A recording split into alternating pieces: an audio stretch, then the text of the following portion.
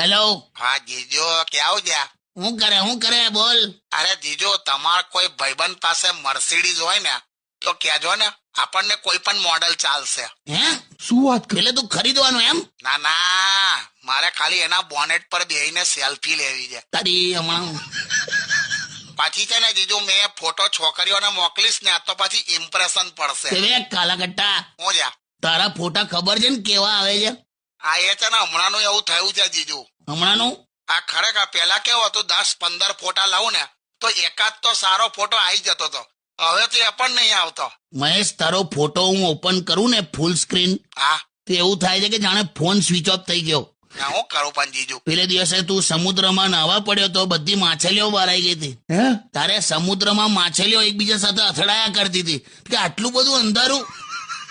પણ તો પછી જીજુ મેં કયા ફોટા મોકલું?